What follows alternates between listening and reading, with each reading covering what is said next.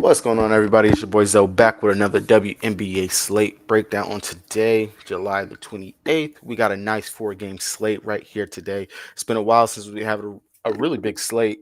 We just had the Commissioner's Cup the other day. Of course, the Aces, who I still believe are going to be the champs for the season. They look phenomenal out there. They defeated the defending champs in the sky. Was a really masterclass from them to start straight out the jump. They got out to a really big lead. It was beautiful basketball, beautiful game. If you missed it, definitely go back and go check the highlights on that game right there. If you guys are new here, welcome to the channel. This is No Days Off DFS channel. Make sure you guys slap that like button, subscribe if you guys would like to continue to see more WNBA breakdowns and all the future stuff that we do have coming. We have NBA season coming up again. A couple months away from that, and then the NFL will be kicking up and starting soon, and we have a lot of stuff in store for those right there. If you want to join the No Days Off DFS fam, check down the link in the description below for the Patreon. It's only $10, and we have more than just WNBA. We have golf, hockey when that comes back, of course, the NBA, NFL, esports, you name it, we got it. Now, without further ado, let's go ahead and let's break down the slate. As always, we're going to go ahead, look at the game totals, some injury news, and then we're going to slap and go right over to Prizepicks. Look at a couple of plays that I am looking at and eyeing for today's slate, who I think have some value in regards to what they can do in the position that they're in. Starting out on today, we got the Seattle Storm facing the Connecticut Sun. This should be a really tight game. Of course, this game does have a low total on today's slate. It's coming in at a 158.5 total, 3.5 spread in favor of the Sun. Looking at it, we don't have no true injury news, but the biggest thing to note is that Tina Charles looks like she has officially moved into the starting lineup, moving Easy to the bench.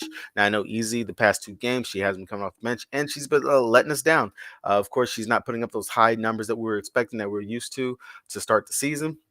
So definitely something to pay attention, watch out for. And I personally, right now, I'm not going to jump on any of her lines at the moment. Maybe unless Tina's going to be out or Stewart, or if it's expected to be like a blowout type game, maybe then I might look at Easy for some of her props. But as you can see, her lines are coming down at the moment, and it's just really not worth trying to jam her in there. I know it may look like there's some value and stuff in regards to that, but it looks like the Storm, they're really fine tuning their rotations to get ready for the postseason and stuff of that nature. And with Tina finally moving into the starting lineup, I don't see too much value in trying to force Easy into some of those plays anymore for the day. And that also goes for DFS. I really don't see putting her into those right there as well. Over on the Sun side, same thing. Looks like Jonquil Jones, she should be back. Well, she is back, but I expect her to slide back into the starting lineup and Brianna Jones go back to the bench. That's definitely going to be something to keep an eye out for.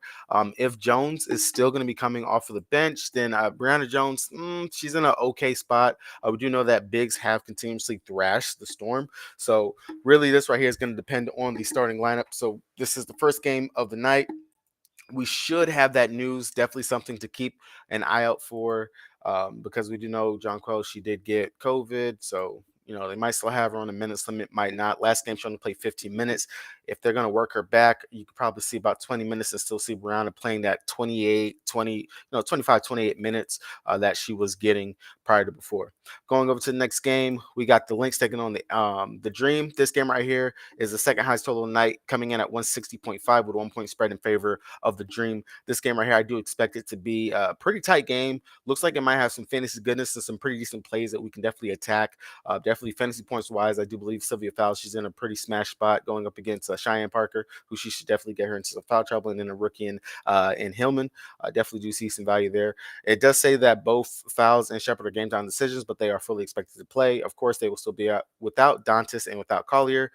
So, of course, starters have been playing some pretty high minutes. Over on the Dream side, they are still missing quite a few players in Billings and Coffee. That's why Hillman is in the starting lineup, and Parker has been seeing a more solidified role in regards to her minutes and playing that high 26, 28 minutes out there. And then, of course, you got Tiffany Hayes, Erica Wheeler, and Howard. She's back, and she has been popping off since she has come back from injury. Looks like she is finally fully healthy.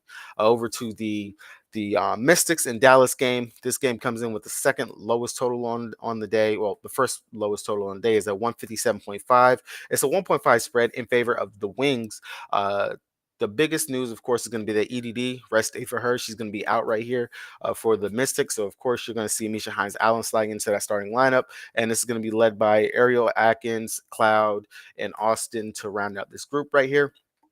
And then over on the wing side, of course, Sibley, she's going to be out once again. But That's not nothing new because we've been seeing this before. McCowan, she's been thrust to starting lineup, but she's still not playing those high minutes like that. I give her about 20 minutes in this matchup once again. And then, of course, you got Thornton, Marbury, Black Hole, and Alicia Gray. Last game on the slate, highest total on the slate, 167 total in favor of the Mercury. The Sparks facing the Phoenix Mercury. Biggest news right here is that, of course, once again, Liz Cambage has quit on another team and she's officially gone, done. Honestly, do not expect her to play another game in the WNBA, which, of course, now we've already seen it. But the Gumike sisters, they're just doing their thing. Both of them will be, of course, in the starting lineup, and we should get Cheney back in this spot. And this looks like a smash spot for her because forwards and bigs have been smashing the Mercury since they have lost Tina Charles. Of course, she is a rebounding monster. I do like Cheney for her points and rebounds spot right here. Honestly, her fantasy points, rebounds, and her PRA, all those right here, smash spot for her, especially because she has that box still upside. I know I'm jumping ahead, jumping the gun, but I got to put it out there. One of my favorite plays on the slate is going to be Cheney in the spot right here. Over on the Mercury side, the biggest thing is they're going to be without Diamonds and Shields. She is unfortunately going to be missing this game right here. But honestly, they have been playing their starters heavy minutes. So it really kind of doesn't matter because you're seeing across the board 34, 33 minutes for Skylar Diggins-Smith, Breonna Turner, Sophie Cunningham, Diana Rossi, and Shea Petty, with minimum minutes coming for Rashonda Gray and uh, whoever else they got on the bench. It's really been just meniscal minutes for those other players. All right, now we've gotten that out the way. Let's go ahead. Let's slide on over to Prize Picks. If you guys do not have Prize Picks, check down the link in the description below to get a deposit match bonus right there. And then go ahead and sign up for the No Days Off DFS fam and get that Patreon so you can go ahead and get our picks for today's slate as well. All right, going over to the points. First thing first, we're going to point out my girl, Sue Bird. That 5 points right there, that is very enticing. I am on the fence on whether or not if I do want to take it because we do know Sue, she's really not out there to score. She's more out there for her assisting, which is really what she's known for. She is a GOAT still, but that 5 points, that is very enticing, especially when I go over to look at her games this season and what she has done going up against the Sun in this spot right here. Bird has actually gone over this both matchups that they have played this season going up against the Sun. She's had 14 points and 17 points in both of her matchups against them. Now, if you guys want to go ahead and risk it for the biscuits and take the play, I don't hate it. I'm on the fence of it just because I typically have a rule of that I'm not going to play Sue Bird in this spot. I'm not in the spot, but I normally don't play Sue Bird. The only thing I play for Sue is her assist, but this is very enticing. 5 points. Granted, she has not gone over it in the past two, well, what, 3 out of 5. She's only gone over it twice, once against Dallas, once against Chicago. So definitely a player that you can teeter totter and be on the fence with. Other player that I'm looking at, other two plays I'm looking at this position right here is going to be Mariah Jefferson. Hopefully she's back to finally being full healthy. She's pushed the spot right here in the last 3 games in this spot.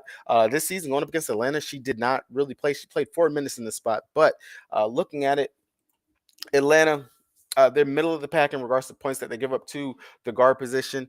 Definitely, I expect this game to be competitive. It's got the second highest total on the slate, and Jefferson, she looks like she's coming back around full circle. If you're not really feeling Jefferson for her points, I have another prop that I'm looking at for her for later on for today.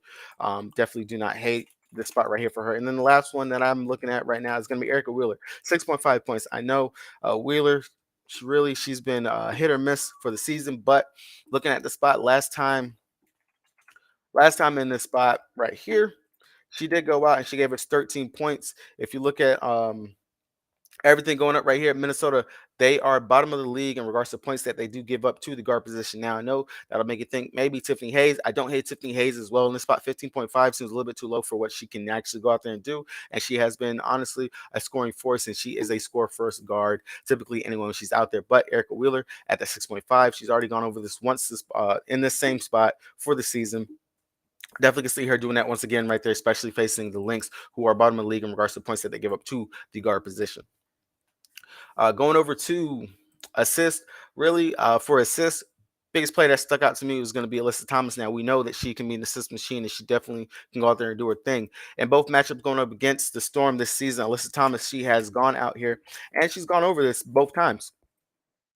Respectively, she's put up 8 assists and 12 assists both times facing them this season. When you're looking at the opponent averages going into this spot right here, the amount of assists that the Storm are giving up to the forward position, They are bottom of the league at this spot.